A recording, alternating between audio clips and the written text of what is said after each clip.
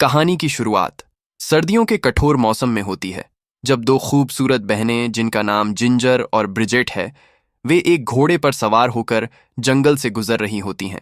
चारों तरफ बर्फ की मोटी चादर बिछी हुई है। वे एक ऐसी जगह पहुंचती हैं जहां उनका घोड़ा डर से कांपने लगता है और आगे बढ़ने से इनकार कर देता है। इसलिए दोनों बहनें घोड़े से उतर जाती हैं और उसे हाथ से पकड़कर आगे ले जाने लगती हैं। जैसे जैसे वे आगे बढ़ती हैं, उन्हें पेड़ों पर लटके हुए कुछ स्थानीय आदिवासी प्रतीक चिन्ह दिखाई देते हैं। थोड़ी देर चलने के बाद वे एक झोपड़ी के पास पहुंचती हैं। झोपड़ी के अंदर खून का भयानक दृश्य बिखरा पड़ा है। वहां पास में एक बुजुर्ग आदिवासी महिला खड़ी होती है। वह उन्हें बताती है कि उनकी बहन कई गर्मियों से गायब है। फिर वह दोनों बहनों को चमड़े की एक एक माला देती है जिसमें गाय की खोपड़ी लटकी हुई है। बिना कुछ समझे ही दोनों बहनें उस तोहफे को पहन लेती हैं। बुढ़िया उन्हें एक भविष्यवाणी सुनाती है, लेकिन वे उसका अर्थ नहीं समझ पाती। तभी अचानक घोड़ा बेचैन हो उठता है और वहां से भागने लगता है। जिंजर और ब्रिजेट उसके पीछे दौड़ती हैं, लेकिन घोड़ा उनसे दूर निकल जाता है और गायब हो जाता है। घोड़े के पीछे भागते भागते ब्रिजेट अचानक एक भालू के जाल में फंस जाती है। वह लोहे का जाल उसकी टांग पर जोर से बंद हो जाता है। जिंजर पूरी ताकत लगाकर उस जाल को खोलने की कोशिश करती है, लेकिन वह बहुत मजबूत है और खुलता ही नहीं। आखिरकार जिंजर अपनी बहन को वहीं छोड़कर बुजुर्ग महिला से मदद लेने के लिए वापस जाती है। ब्रिजेट अकेली वहां बैठी डर और घबराहट में अपनी बचाव की प्रतीक्षा कर रही होती है। दूसरी ओर आदिवासी शिविर में जिंजर एक भेड़िए की आवाज सुनती है जो उसे डरा देती है। वह तुरंत वापस ब्रिजेट की ओर भागती है। वहां पहुंचकर वह देखती है कि एक बेहद खूंखार भेड़िया ब्रिजेट को घूर रहा है। तभी हंटर नाम का एक युवा आदिवासी लड़का वहां आता है और उस भेड़िए को आवाज देता है। जैसे ही वह ब्रिजेट के करीब आता है, जिंजर दौड़ती हुई आती है और लकड़ी के एक टुकड़े से उसके सिर पर मारती है। लेकिन हंटर अपनी गुलेल से एक रस्सी फेंकता है जो जिंजर के चारों ओर लिपट जाती है और वह जमीन पर गिर जाती है। हंटर झुककर जाल को खोल देता है और ब्रिजेट अपनी टांग बाहर निकाल लेती है। वह उसके घाव पर कुछ आदिवासी दवाई लगाता है। फिर वह जिंजर को भी गुलेल की रस्सी से आजाद करता है। वह अपने भेड़िए को बुलाता है और चलना शुरू कर देता है। चलते चलते वह जिंजर और ब्रिजेट की ओर देखता है और सीटी बजाकर उन्हें अपने पीछे आने का इशारा करता है। दोनों बहनें उसके पीछे चलने लगती हैं। वे सब एक किले के पास पहुंचते हैं जहां क्लॉड नाम का एक पहरेदार ऊपर से उन्हें आते हुए देख रहा होता है। किले के दरवाजों पर क्रूस के निशान, गहरी खरोंचें और खून के धब्बे लगे हुए हैं। ऐसा लगता है मानो कोई भयंकर और खूंखार चीज अंदर घुसने की कोशिश कर रही थी। कॉर्मैक नाम का एक आदमी फाटक खोलता है और वे सब अंदर प्रवेश करते हैं। अंदर चलते हुए उन्हें कुछ कब्रें और अन्य आदिवासी लोग दिखाई देते हैं। जेम्स नाम का एक व्यक्ति कॉर्मैक को बहनों को अंदर लाने के लिए गाली ग्लौज करता है। तभी वॉलेस रोलैंड नाम का एक और आदमी जेम्स से पीछे हटने के लिए कहता है। ब्रिजेट रोलैंड को अपनी टांग पर लगा घाव दिखाती है। फिर रेवरेंड गिलबर्ट नाम का एक पादरी रोलैंड से कहता है कि इन लड़कियों को किले से बाहर निकाल दें। डॉक्टर मर्फी ब्रिजेट के घाव का इलाज करते हैं। रोलैंड कमरे में आता है और अपना परिचय देता है। वह दोनों बहनों को रात के खाने पर अपने साथ सभागार में शामिल होने का निमंत्रण देता है। जिंजर डॉक्टर मर्फी से पूछती है कि कब्रों में दफन लोग किस बीमारी से मरे, लेकिन वह उसे नहीं बताता। फिर नाम का एक युवक उन्हें उनके कमरे तक ले जाता है। वह बताता है कि यह रोलैंड के बेटे जेफरी का कमरा हुआ करता था, लेकिन अब वह मर चुका है। वह उन्हें रोलैंड की पत्नी के कुछ कपड़े देता है जो वह भी अब मर चुकी है। रात के खाने की मेज पर रेवरेंड गिलबर्ट खाने के लिए प्रार्थना शुरू करते हैं, लेकिन जिंजर बीच में ही आमेन कहकर उन्हें रोक देती है और वे खाना शुरू कर देते हैं। मर्फी कहता है कि अब ज्यादा खाना बचा नहीं है। तभी हंटर अंदर आता है और मेज पर एक भेड़िए का निचला जबड़ा रख देता है। वह उनके साथ खाने में शामिल हो जाता है, लेकिन ऐसा लगता है कि जेम्स को हंटर से कोई खास लगाव नहीं है। जेम्स हंटर पर कुछ आरोप लगाता है, लेकिन हंटर अपना चाकू जेम्स के गले पर रख देता है और कहता है कि वह यहाँ अपनी मर्जी से रहता है। गिलबर्ट कहते हैं कि उन्हें किला छोड़ देना चाहिए, लेकिन रोलैंड कहता है कि वे यहीं रुकेंगे और इस जगह की रक्षा करेंगे। अचानक उन्हें जंगल की ओर से एक गहरी गुर्राहट की आवाज सुनाई देती है। जिंजर और ब्रिजेट अपने कमरे की ओर चल देती हैं और गिलबर्ट उनके पीछे आते हैं। वह कहते हैं कि बाहर राक्षस हैं। वे जल्दी से दरवाजा बंद कर लेते हैं। जब वे बिस्तर पर लेटती हैं तो जिंजर को किसी बुरी चीज का एक दृश्य दिखाई देता है, जबकि ब्रिजेट सो रही होती है। जिंजर पानी लेने के लिए कमरे से बाहर निकलती है। उसे एक आवाज सुनाई देती है और वह उसकी जांच करने जाती है। वह एक छोटे से कमरे का दरवाजा खोलती है और वहां एक छोटे लड़के को कोने में सिकुड़े हुए पाती है। जैसे ही वह उसके पास जाती है, वह अपना भयानक रूप से विकृत चेहरा उसकी ओर घुमाता है और जिंजर चीख उठती है। वह लड़का उसके कंधे पर काट लेता है। सुबह होती है और जिंजर ब्रिजेट को जगाती है। ब्रिजेट देखती है कि जिंजर के कंधे पर काटने का निशान है। जिंजर वहां से जाना चाहती है। वे एक तलवार और संगीन ढूंढती हैं और बाहर निकल जाती हैं। वे मुख्य फाटक पर जाती हैं और दरवाजे को बंद करने वाली लकड़ी हटा देती हैं। तभी जेम्स वहां प्रकट होता है और जिंजर को थप्पड़ मारता है, जिससे वह जमीन पर गिर जाती है। वह ब्रिजेट को भी फर्श पर फेंक देता है, लेकिन जिंजर उठकर उससे लड़ने के लिए तैयार हो जाती है। लड़ाई शुरू होने से पहले ब्रिजेट एक राइफल उसके सिर पर तान देती है। जब वे वहां खड़े होते हैं, कुछ दरवाजों से अंदर घुसने की कोशिश करता है। जेम्स मदद के लिए चिल्लाता है और दूसरे लोग दौड़ते हुए आते हैं। फाटक से एक जीव द्वारा एक आदमी पर हमला किया जाता है। वे किसी तरह दरवाजा बंद कर पाते हैं, जबकि दोनों लड़कियां भाग जाती हैं। गिलबर्ट उन्हें बताता है कि दीवार में एक छेद से एक राक्षस अंदर आ गया था। वह उन्हें पास की एक झोपड़ी में बंद कर देता है और दरवाजा बंद कर देता है, लेकिन दरअसल उसने उन्हें उसी जीव के साथ बंद कर दिया था। जैसे ही वह चीज उनका पीछा करते हुए ऊपर आती है, वे एक छोटे से कमरे में खुद को बंद कर लेती हैं। वह जीव दरवाजा तोड़ने की कोशिश करता है। दोनों बहनें उससे दूर जाने की गुहार लगाती हैं। अचानक वह जीव मरकर गिर जाता है जब हंटर बाहर से उसके सिर में एक तीर मारता है। जब वे नीचे आती हैं तो रोलैंड वहां मौजूद होता है। जिंजर उसे बताती है कि गिलबर्ट ने उन्हें राक्षस के साथ बंद कर दिया था।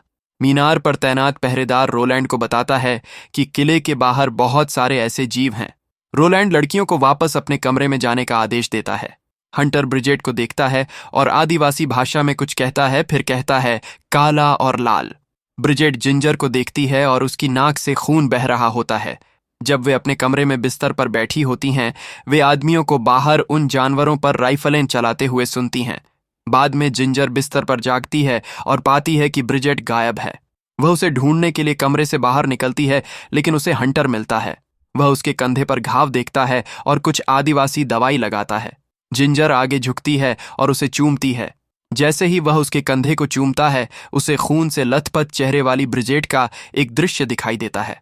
हालांकि यह सिर्फ एक सपना लगता है। अब हम जिंजर को ब्रिजेट के बगल में खून के एक पूल में बिस्तर पर लेटे हुए देखते हैं। यह उसके कंधे के घाव के बिगड़ने से हुआ है। वे डॉक्टर मर्फी के घर जाती हैं। रास्ते में उन्हें वह मरा हुआ जानवर दिखाई देता है जिसने पहले उन पर हमला किया था। वह कुछ अजीब और भयानक चीज थी। वहां पहुंचने पर उन्हें फिन अंदर झोंक काटते हुए मिलता है और उसके मुंह के चारों ओर लाल दाग हैं। मर्फी अंदर आता है और फिन को देखता है। वह पूछता है कि क्या पिछली रात उसे काटा गया था, लेकिन फिन इनकार करता है। जैसे ही मर्फी अपनी राइफल फिन पर तानता है, वह उसे अपनी छाती पर एक झोंक लगाने के लिए कहता है।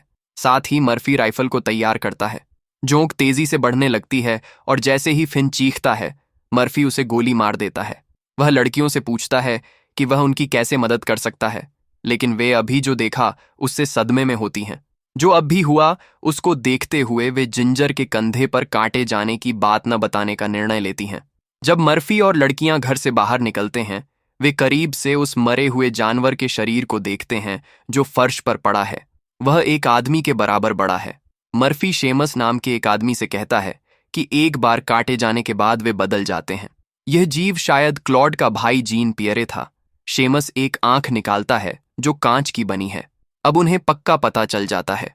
आदमी सबके लिए अच्छा निर्णय लेने पर चर्चा करते हैं, लेकिन शेमस जाना चाहता है। रोलैंड कहता है कि उन्हें रुकना है और लड़ना है।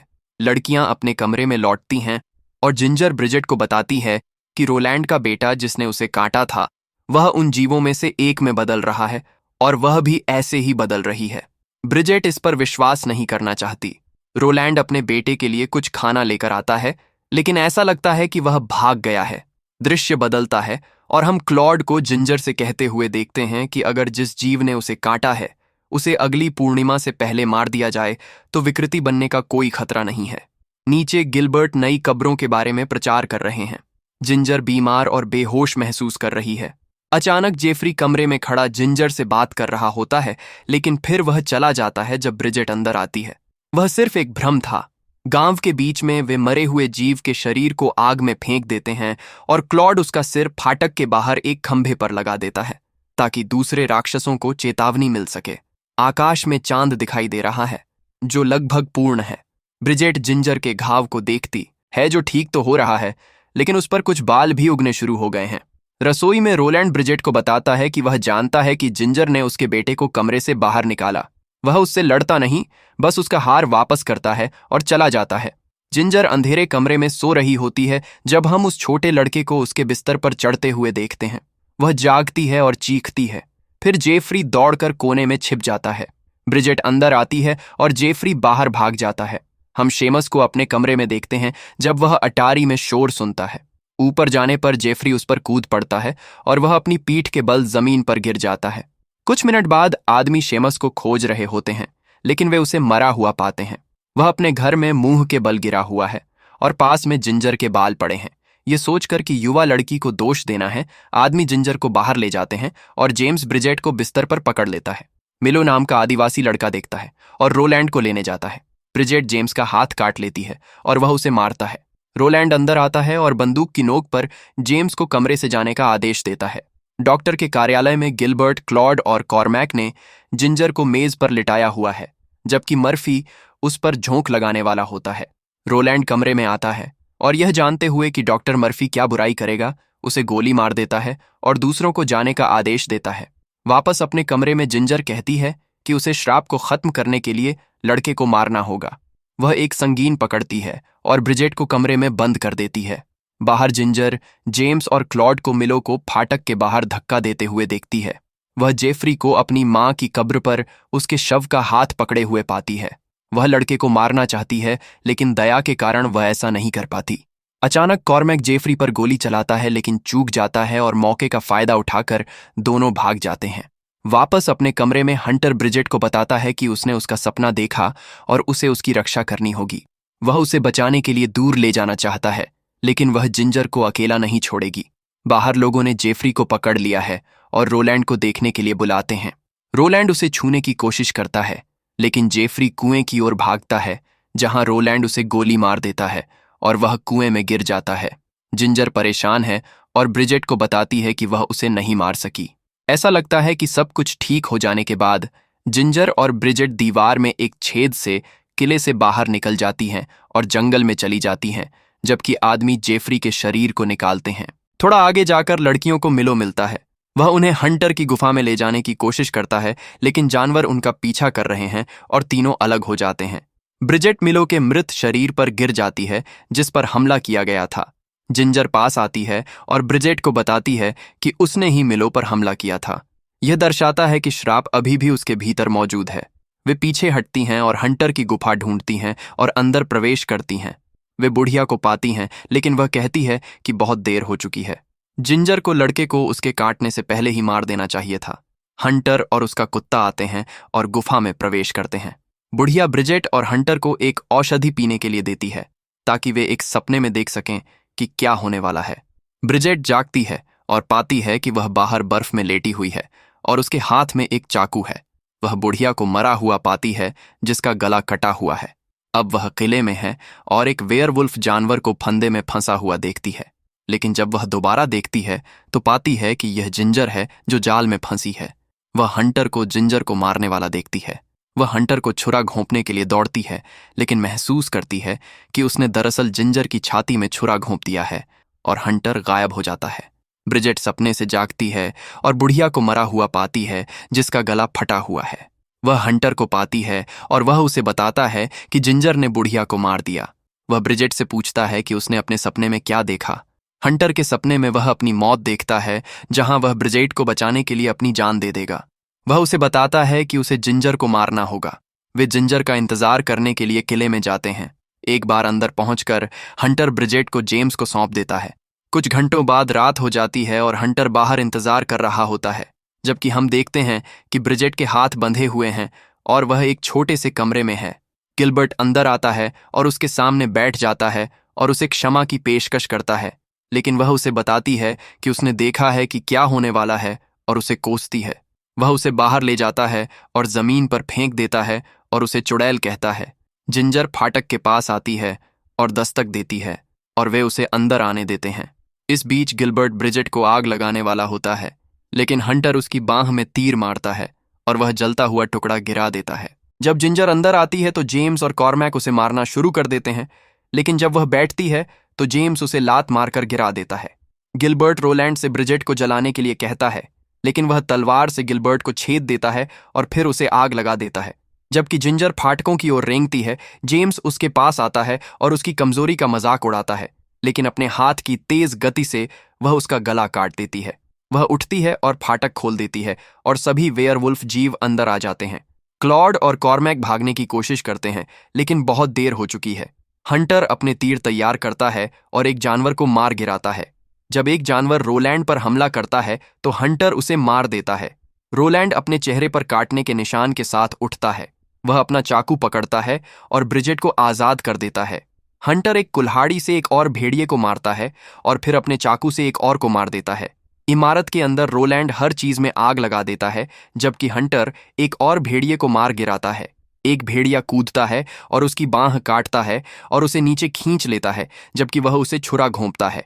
ऊपर चढ़ते हुए रोलैंड शांति से बैठता है, अपनी बंदूक भरता है और अपना दिमाग उड़ा देता है।